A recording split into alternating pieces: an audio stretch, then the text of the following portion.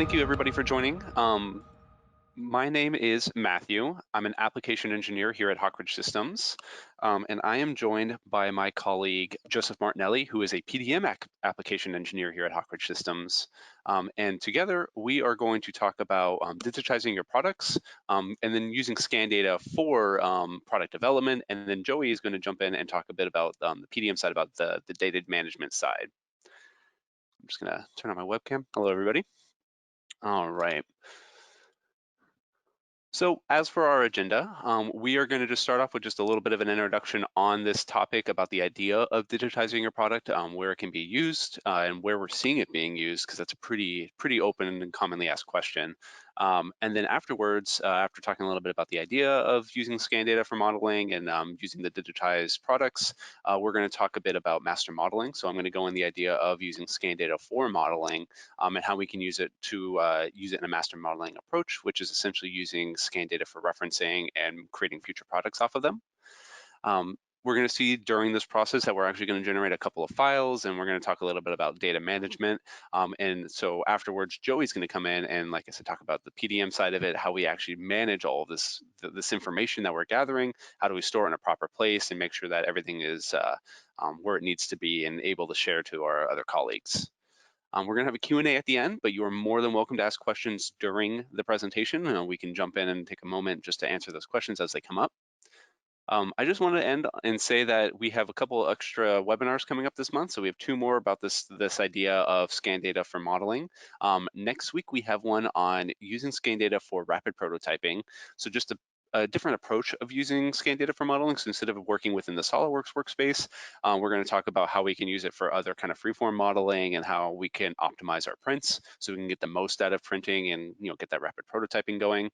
And then we're also going to have a topic at the end of July about using scan data for marketing and simulation. So this is a pretty cool topic. It's not often talked about, but it is extremely useful use of scan data. So we're going to kind of dive into that at the end of the in that webinar. So as for the overall topic, where are we using this data and where are we seeing it being used? Well, most commonly we see scan data, being used within something like reverse engineering. This is probably the most common, idea that comes into mind on how we can use scan data and why we should digitize something is so that way we have this kind of catalog of our files, for future use if we need to reproduce it. A lot of times, you might have some kind of complex shape that's really hard to measure with something like calipers. How do we get these right angles with this protractor and how do we know that they're correct? Well, we're able to scan our product. We're able to have it within our workspace. We're able to use it as a reference, kind of like a little, you're trying to fill in the blanks essentially and just recreating what you see on the screen. So, in a scenario like in the picture, this was a broken wheel. Only a part of it was visible because it just kind of broke in such a way. Well, I only needed to have a section of it so that way I can pattern the rest of it and actually recreate the part. And that wouldn't be possible if I didn't have something to work with scan data wise, like a digital version of that product. We also see scan data being used pretty heavily in building recreation. So this is kind of toe in toe with reverse engineering. Instead of having to go out and measure all these beams and all these different positions, again, just being able to just do a snapshot of what the building is, and then you have it for all future references. So this is kind of really unique for HVAC or maybe even something like floor planning, where instead of having to go out with your rulers and measuring all the different walls and writing them into a notebook, well, we can just place a scanner in the middle of our building. We can get that scan of all the walls and their locations, and then we have something that we can kind of just throw into something like SolidWorks, and we can just place 2 points and get our measurements from right away. And again, if we have to send this over to a colleague, well, they don't need to now go out and remeasure that building. They can just look at the scan data and use it as well. So that's pretty handy. We also heavily see scan data being used in inspection. So that's probably the second most common use of scan data, right next to reverse engineering. So again, being able to just take a snapshot of, you get your product off the line, you take a snapshot of that with the scanner, using maybe something like a metrology-based scanner, like a hexagon arm with a CMM probe. You can get your data from there and then apply it to your model. So that way you can get that live feedback of how accurate your manufacturing actually is. How accurate are we actually making our products at the end of the line? So that's really handy for scan data. And scan data can be used in multiple scenarios. So the same scan that was used to reverse engineer something can definitely be used for inspection as well. If we, want to use it, we have like a defined version of the file that we want to use for everything. So that's another use of the scan data, and where we really see people going into scanners is for that inspection metrology-based scan data, like a laser scanner. Another use of scan data is for optimization. So this kind of goes in tow with the reverse engineering side. However, we often find that sometimes you might make a part, but it has some kind of human factor to it. So for example, or a good example that I encountered recently was somebody wanted us to make a tooling fitting, but they found that actually there was a hand carved part of the tooling that we thought was maybe some kind of manufacturing mistake, but it actually was intended to have this hand carved part on it because it helped the tooling fit together. So I was able to scan the part and recreated it, and then I actually was able to extract a surface from the scan data and apply it to my model, kind of like a hybrid modeling format. So now I have this very prismatic part, but this human factor added onto it, something that I normally would never be able to achieve without using a bunch of protractors and line measurements. It was something I can just extract right off of the part and place it right where I needed it. So it's a really useful use of scan data regarding modeling, like I said, for that optimization. I kind of briefly talked about this just a moment ago, and we're going to talk about it in the next webinar or in a future webinar, but marketing is also extremely useful. Being able to scan something, and then now you have a digital asset that you can always recolor, send to a colleague, they can retopple it if you're kind of in that shoe industry, retoppling so that way you can actually get the proper materials applied to your part. That's a really common use for the scan data as well. And again, having this digital asset so that way you don't need to worry about remaking your shoe with different fittings. You can color it with you can color your STL, and then you can see a really good preview within a render of what your finished product would look like before you even actually have to manufacture it. So that way you can kind of do your prototyping within your computer and not even have to go in and make the physical product and wait those wait times of actually making something. Two other uses that we see for scan data being used. One is cultural preservation. So cultural preservation is really, it's kind of something that a lot of the museums use, and the idea is that being able to digitize something that, might not be able to move its location, or maybe something that we can't even touch. So, for example, in a museum, there's a rising use of using scanners to scan something like a fossil, something that we really can't hand to a kid, but it's something that we want the kids to interact with. So being able to scan that, and then now you have a 3D printable object, so you can 3D print it and show, maybe you can hand it off to whoever you want. This is also kind of used in the medical field as well, where we can't really hand someone some kind of body part, but we can scan it, 3D print it, and we can show, the doctor will be able to show what they're going to do with the patient, or show how things will fit onto, like a prosthetic will fit. So that's kind of the idea behind the cultural preservation and being able to scan things that can't be replaced or moved around. And I also talked about this with the building recreation, but site mapping is also extremely useful with scan data. So this is a picture of the ape caves in Washington. It's a giant tunnel, a lava tube, and we're able to scan it. And this can be applied to something like mining, where you're able to scan the area and then see how your tools will fit. You can see your scaling aspect. You can definitely combine multiple scans together, just like I have here, where I have a scan of myself inserted into the cave, so you can get an idea of just the size of that cave. So this is just two quick little scans, and just able to merge them together pretty quickly and easily. So I'm talking about where we're seeing the scan data being used, but how about when it comes to modeling? So the actual idea of using this for product development. Well, master modeling I find to be a really helpful method of modeling when it comes to using scan data, because it's the idea of using a driving file or the master file to affect a bunch of driven files or the child files. This way, instead of having to, maybe make every single part unique to one another, I can actually have one reference file, this master file, that I can insert into multiple different files or have it be referenced in multiple different scenarios. So I only have to adjust one thing to have it affect several other files. It can be really handy if you're trying to just extract an important, like an important surface, something that we can bring in the scan data into here, and now we can extract all the surfaces we need for mating in our assemblies. Or maybe we want to verify some clearances, so we can turn a scan data into a reference body or this master file that we can just insert into other parts. And then once it's in there, we can verify, like I said, the clearancing, or maybe we want to have different things, different cuts made depending on what reference body we're being used. So the example is, we have this photo on the right where, just switching my configuration, it's changing what reference body is being made, or what reference body is being used. In this case, the S9 phone case has the S9 phone that I scanned and converted into a solid being used. And then the Galaxy S8 version, or this configuration, is using an S8 phone. So just a simple switch of the configuration, it changes what the master file is being referenced, and then all of my cuts adjust as well. And I don't have to go through and individually make those manipulation changes. So, with this, I kind of want to just dive a little bit more into the idea. So I have a couple of different parts that I've made. So we have this driven file of this phone case, and as you can see, it affects multiple different parts, and I can just make one change to that driving file to affect all of these child referencing parts. So if I make an adjustment to maybe one of my sizing of the buttons, not only does my phone case adjust, but also the phone case charger that I might have or some kind of mold insert. All these parts are referencing this master file. They're all being driven by it. So to kind of talk a little bit more about this and to even actually show a little demonstration of how master modeling can be used, I have this phone case open. And so, right now, as you see from the feature tree, I have my Galaxy S9. It's referencing a certain reference body, this V2 phone. And I have this S8 version and everything is suppressed.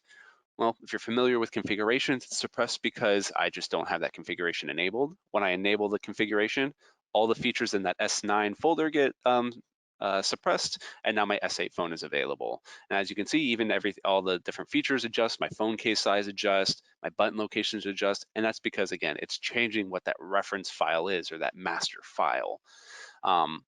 So going back over to here, I'm even able to, make a quick change to one file to affect this one. So in this case, I have this, scenario where maybe my button right here just isn't, how I want. As you can see, it's kind of blending to one another with this fillet. So I want to add a little bit of separation to them.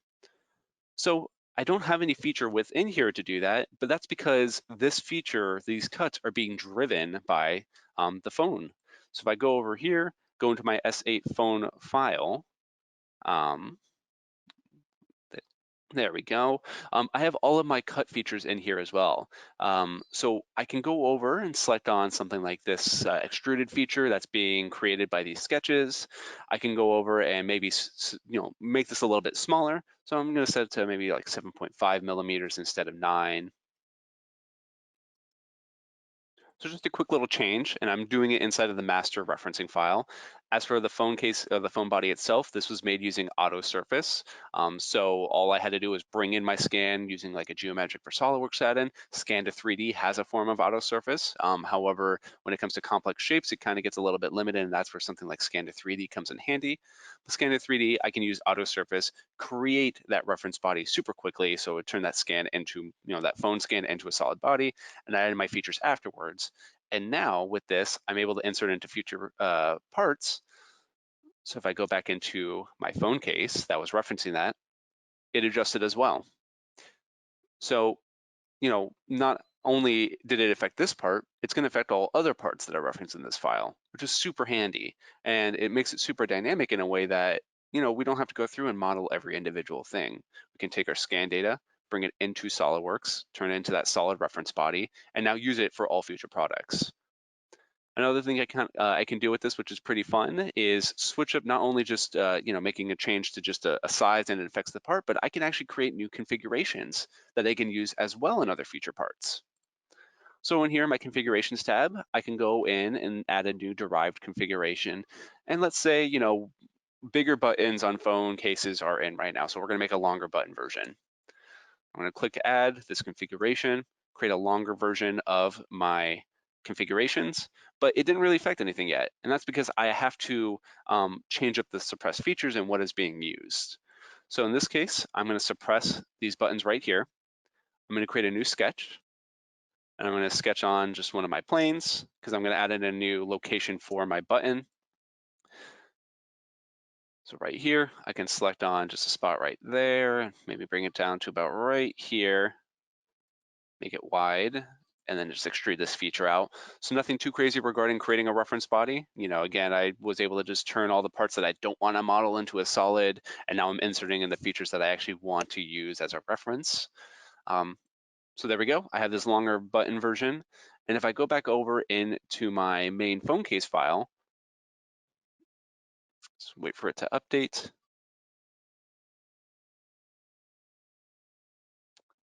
It actually didn't do any change just yet. Well, that's because if you look at my referencing part file, it's stuck on the default version right now.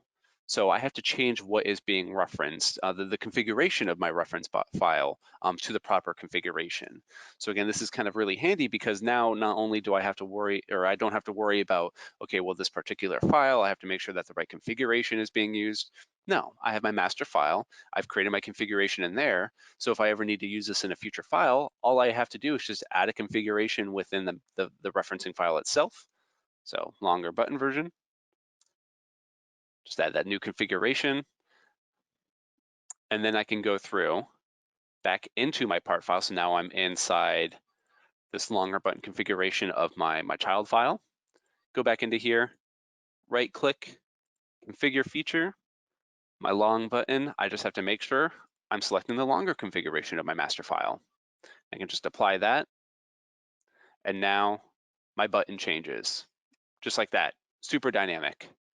Can even go in, switch that configuration up, really quick and easy. And again, if I need to make any future changes, it's not done in the referencing file or in the reference file, this child file, it's done in that master file. So again, if I, let's say, make another phone case and it has to have a proper button size, or maybe it doesn't work in this one versus another one, well, I don't have to go through and make those individual changes. I can make a change to just one file to send it out to everything else that's referencing that master file.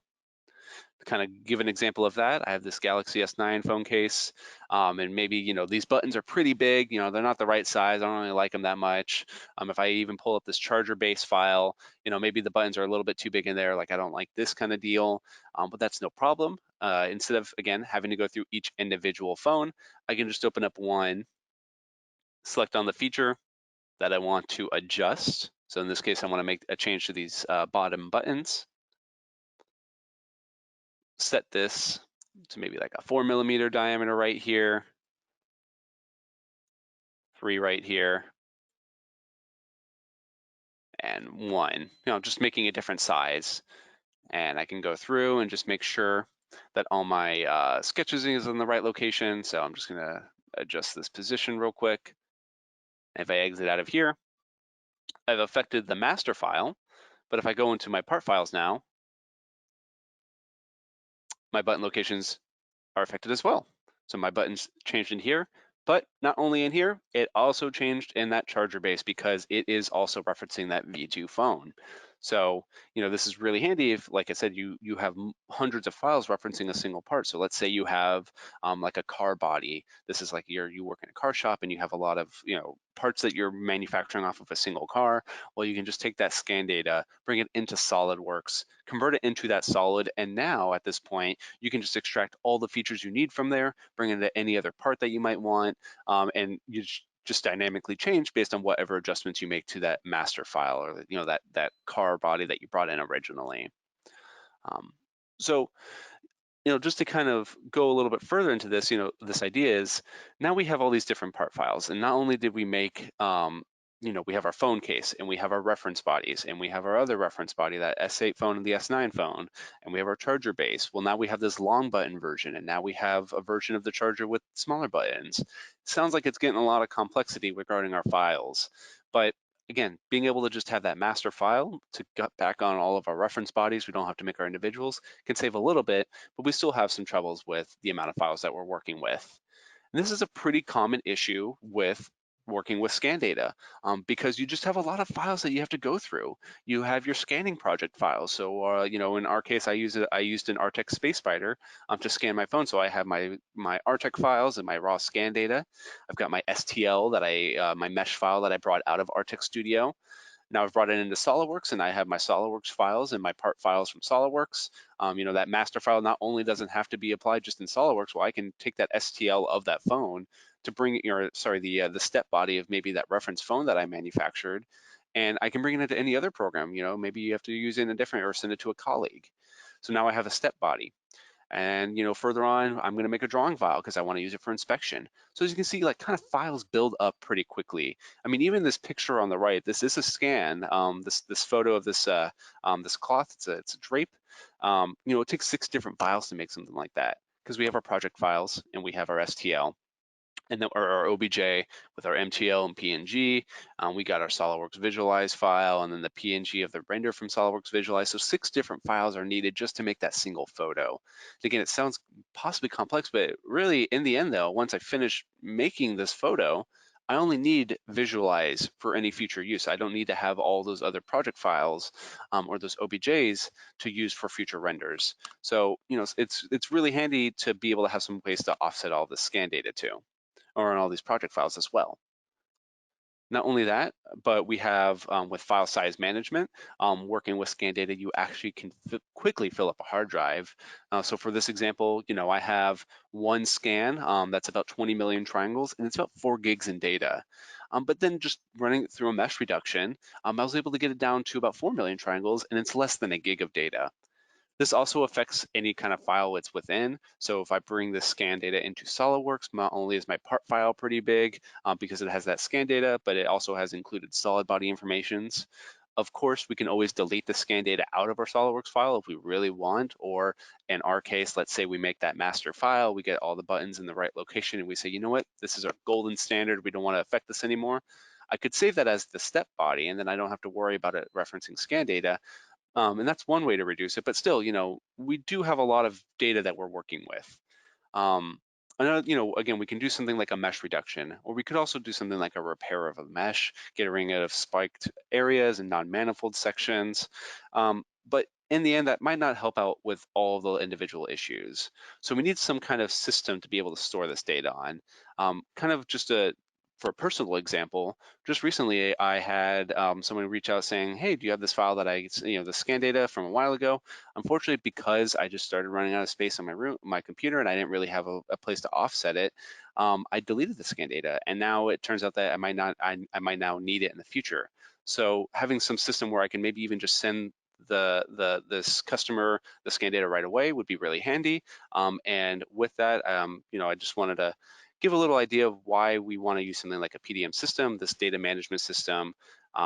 So, at this point, if we don't have any other questions, I'd like to send over to Joey, who can talk about how we actually go over PDM, how we actually bring this data from SolidWorks into PDM, with our scan data as well, and then also how even like techniques like master modeling, how these revisions and changes that we're making are also kept within PDM. So now we don't have to worry about, okay, do we have this proper version of the long button saved out? Oh, we can just check our PDM system when we have this revision available to see what was changed. Okay, we can see that we added this long button. So with that, Joey, if you want to take it away. Yeah, thanks, Matt, and thanks everyone for joining here. All right, folks. So, like Matt was talking about, we have all these output files here, and we might want a place to store it. And another key feature that Matt mentioned here was the size. We don't always have space on our hard drive for a lot of extraneous files. And definitely in the field that Matt's in, having 4 GB files, even if we have large hard drives, you start doing enough projects like that, your drive fills up, right? So PDM is well, I guess I should say SolidWorks PDM is a system that we offer and you can obtain through Hawkridge or Dassault Systems, whomever your VAR is. And this system is specifically designed to manage SolidWorks CAD files. However, it's really important to know, and this file set here is a great example, PDM is not limited by any means to any particular file sets. For example, I have customers who are AutoCAD based, but they like this PDM system. So they're housing their AutoCAD files inside of SolidWorks PDM. Now, what we're looking at here, first off, is just all of the data that Matt provided from this scan, and like he mentioned, there's a ton of files here. First thing we're going to want to do is get this data into our PDM vault. Now, I made my nice Martinelli ink vault here specifically for this process, and it's going to be important to understand, guys, that this vault that we're looking at here is has a very basic and simple design. We just logged into the vault, which to illustrate PDM vaults in here, let me real quick. Um, PDM vaults do have a layer of security, and they do require a login. So it's nice to prevent users who don't belong in our data, keep them out.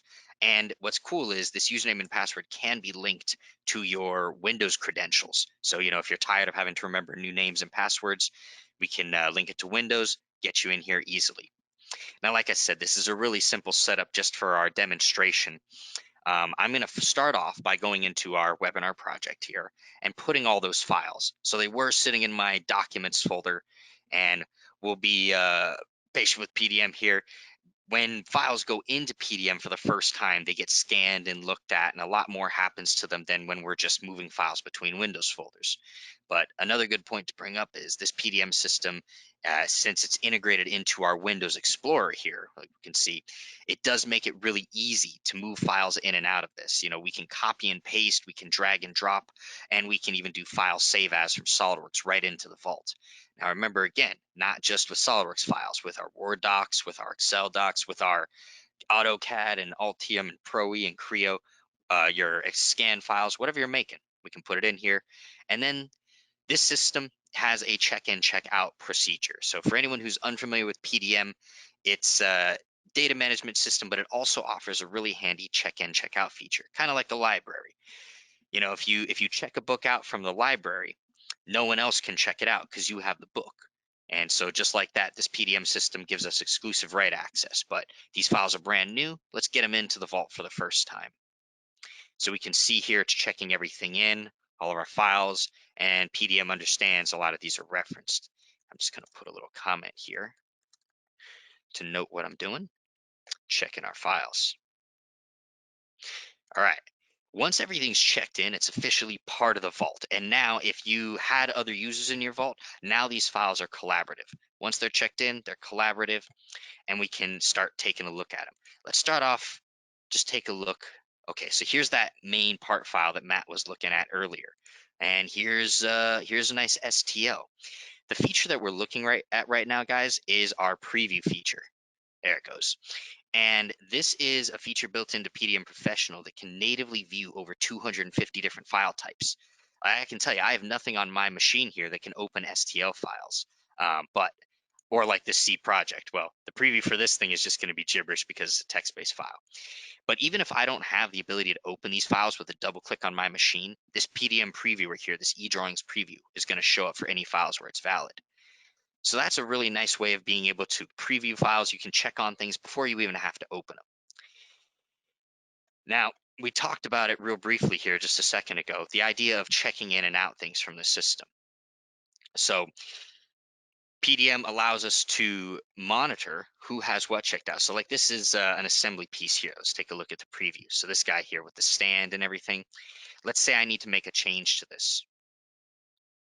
We can perform a checkout action on this. And note too here, when I'm checking out a top level file, like an assembly, a high level drawing, even a subassembly, if it has components listed under it as references, PDM keeps track of your references. It knows where everything is in this vault. And it's going to tell you here, hey, these are your references. You want to check any of these out too. And we can make that decision here on the fly, yes or no. I'm just going to check out my top level assembly. And so there it is checked out here, and it's noted I'm the admin user in this particular vault, and I have it checked out. But what's also cool is it tells me what computer it's checked out on. So for any colleagues, coworkers, they know who has it and what machine they're working on, so they can come find you if they need to tell you something important, I suppose. Now, when PDM offers this checkout and check-in system, it's also offering us the ability to monitor all of these changes. So, we have all this data, Matt generated all this data, and he's talking about storing it for the future, for potential use while it not taking up a whole bunch of space on his computer. So one of those things is storing for later use, right? And we might want to make changes to the file in the future. Now, PDM is pretty intelligent. What it's looking for here when we check out a file, it's looking for changes to its metadata or changes to the physical model. So if I open this thing up here in SolidWorks and start making changes to it, it'll notice. But we can also add metadata to this file, and PDM will keep track of that too and tell us about it. Now, what we're looking at here on the lower portion of our screen is called the data card. It's a key feature in PDM that's customizable per vault, per customer. And the idea is we want to store metadata on these data cards. What metadata do we want to store? Well, that's dependent on the file type that we have selected and, the customer and company. Basically, what do you want to store on here becomes the question. So this is just kind of a general setup. But here, description. So we might want a description. So this is an assembly used This isn't, a typical description that we would write, for an engineering part, but to illustrate, the features here. And I'm going to save that little description information. Now, look, this is pretty cool. Once I did that, PDM noted my local file is modified here pertaining to this version tab. Let's see what that means here. So I checked out my file, I made a change, right? And I want to check it in. So I'll check it in with a comment. So I say added description. Say check in here. Boom. Now look at that. It made a new version of my file, version 2. If I go take a look at my file history, which is a little brief right now because this is a new file. But this history lets me see everything that's happened with this file since it was added to the vault, created, right? I checked it in, it checked into my workflow, and then I changed the description here or added a description. It's got all these steps noted. What's nice in PDM is all of these versions, and as you generate future versions, you'll always be able to go back and recover that information. See, there's a save button here. So we can actually grab that information, save it out, and use it for something else. Additionally, if we ever made a mistake, oh no, I wasn't supposed to add this description here. There's also a rollback feature. So in a more notable case would be, oh, if someone changes a file they're not supposed to, you spend 2 hours editing a model, and then, oh no, I edited the wrong model. You don't have to undo those moves anymore. PDM will keep track of it for you, roll back the file for you. And then the last bit to touch on is, okay, so now I've edited my file here and I've checked it in. It is now available to my entire vault and anyone collaborating with me in PDM. But let's pretend, just for the sake of Matt's position earlier, with that 4 GB file that he was showing us in the PowerPoint, let's pretend, just for example, that this assembly is 3 GB. And we've updated it, but geez, it's taken up 3 GB on our computer. And I'm not using this file every day. I don't need it every single day. Well, guys, just to remind us, PDM is a client server system. So the file can sit on the server, taking up space on the server where we have likely allocated more space, right? And it doesn't have to sit on my computer. The way to do that, just a couple clicks of a button here, we go to our tools menu. We have this option, clear local cache. See that when I cleared the local cache over here on my PDM version tab, it says there's no local file. That means that on my hard drive, on my computer, that file doesn't exist. The placeholder's here telling me that it exists on the server. It's there. I can get it whenever I want to. In fact, there's even a get latest version command here that brings the file back down onto my computer. So for Matt's example earlier, where he was talking about his client called back and they said, hey, where's the data? And it's gone. Had we a PDM system and had the data been sorted in there, he could have had it cleared cache, not taking up space on his computer. And, within, I don't know, it's a 3 GB file. So maybe a few minutes, 5 minutes, it could have been downloaded from the server. He would have had it there for the customer ready to go. So that's kind of a cool feature for us dealing with these engineering files, and PDM is keeping track of all our changes, so we don't have any. We have a much lower chance of data loss. Now you might be saying, "Hey Joe, that's real cool and all, but I thought data management systems did more than just this check-in, check-out thing. What about revisions? That's a very common thing we deal with in engineering, right? Revisions on files. So let's take a look at what happens, in accordance with revisioning a file too. So I added a description. I got a new version here. PDM's keeping track of the changes I'm making to my file, but I don't have any kind of revision here. So real quick, I want to give us a visual. This is the workflow that I have for my CAD files. Kind of I guess I should say, it's a very simple engineering process that we see for a lot of companies and customers. This concept stage here is where files start, they're edited. In fact, if we go back into our vault and look over at the state column over here, we can see that my assembly that I was just dealing with is in fact in that concept state. So this is where our engineers edit files when files are here in concept. We have a managerial review, and then the managers approve and release the files where they'll get their first revision. And we can actually, let's see if I did that here. We can actually have automated triggers in PDM to automatically convert files into different types. So for example, I have mine set to convert any step files into, or excuse me, any part files into steps, and any PDF files, any drawing files into PDFs. Mix those up there. Drawing into PDF, part into step. So I have that configured in this process already. And now generally the users don't see the chart here because usually it sort of abides by what your company process already is. But what they do see is in here what options they have. So let's take a real quick look at what applying a revision looks like. Now, remember, this is concept state. So this is where our engineer would be doing that check-in, check-out process, making those versions, making their changes. But then when the engineer says, okay, I want to go ahead and submit this for review, send it off to my manager. You have the option here so they can type in a comment. So, model.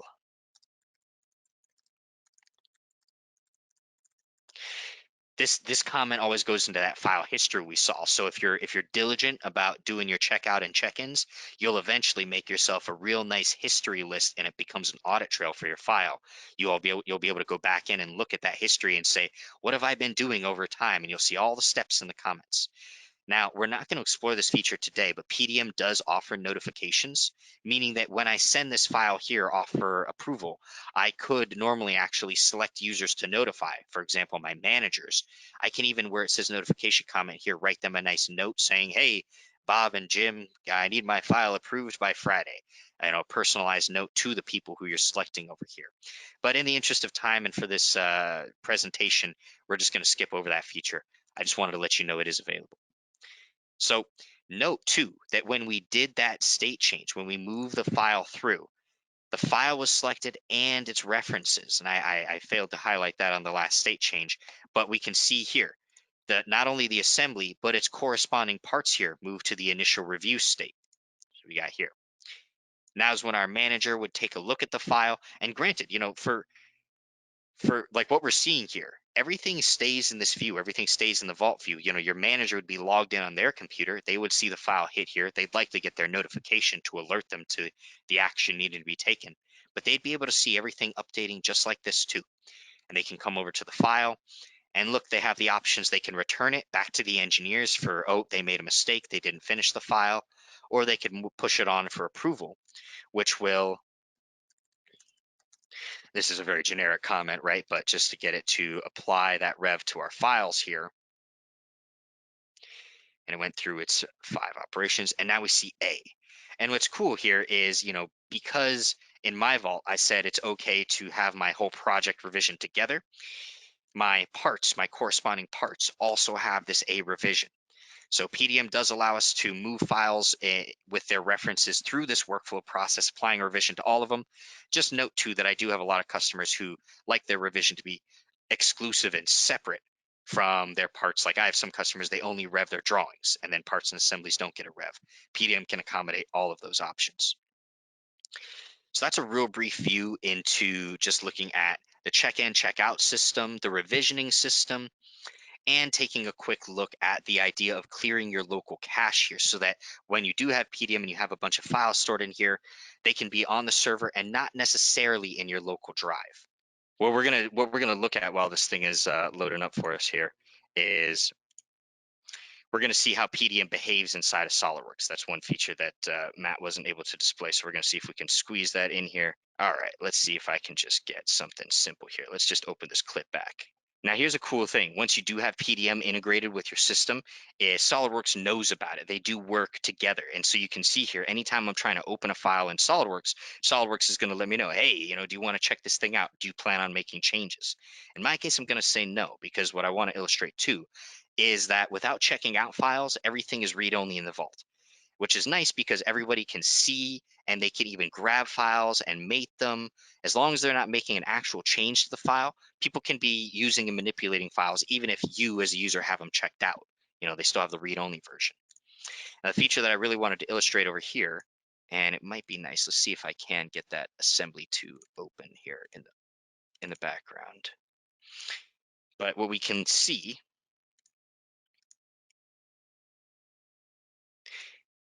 looking at the clip here, is that we have all the features of PDM listed in there. Fine, there's my assembly loaded. We can see all the features of PDM right here, that checkout, check-in, the change state option that we were looking at. Remember briefly we looked at that data card for the metadata. Here's that inside of SolidWorks. Even there's a search function in PDM, and we'd even be able to access that from within inside of SolidWorks.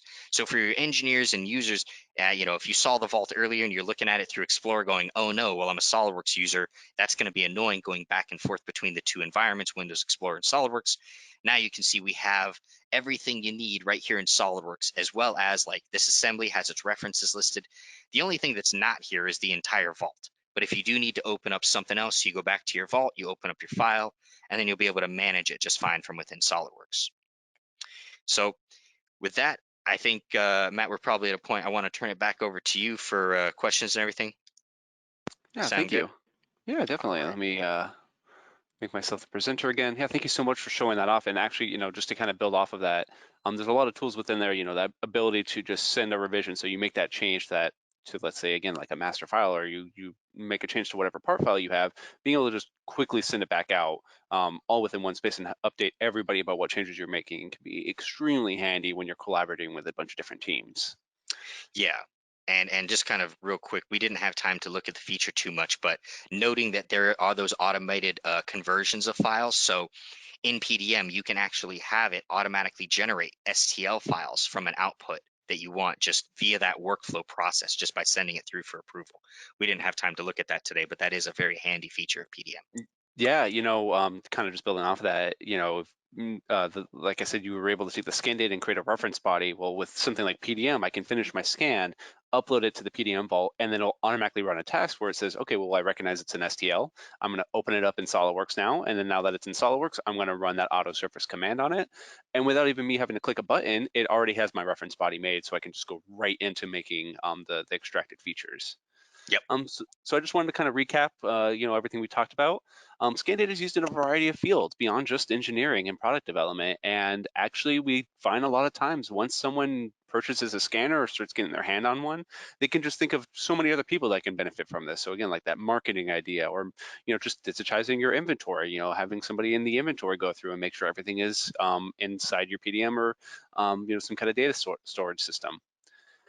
We're able to now just take that scan data and create some kind of master model file from that, being able to extract key features that we know that we wanted to reference our scan data, but also we want this to affect other parts.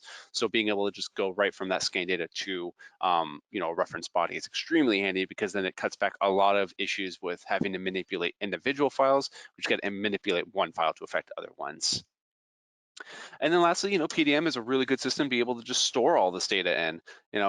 We have this like huge STL files, these tests that we can run, and we have a lot of teams that we might collaborate with, and we might have some people in certain teams we don't want to interact with certain files. We might have some teams that actually rapidly, always pull out certain files, or certain scans, but they don't need them at the end of the day. They just need them for the moment.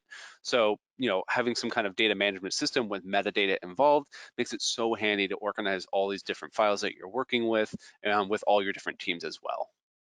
Yeah, and speaking of metadata, one thing I failed to mention on those data cards, guys, is you kind of saw it there with those fields, and I said we customize the fields. All those fields are searchable, so that metadata all goes into a SQL back database, and it becomes searchable values. Kind of cool. Yeah, super handy. So with that, I wanted to open it up to some questions and Q&A.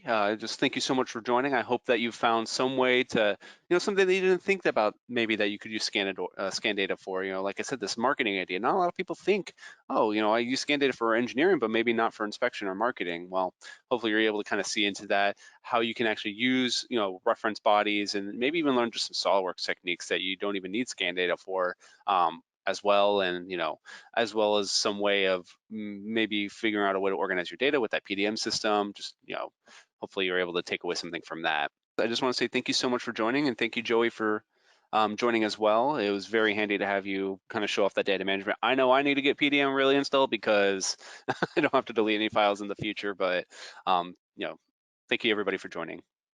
Yeah, thank you.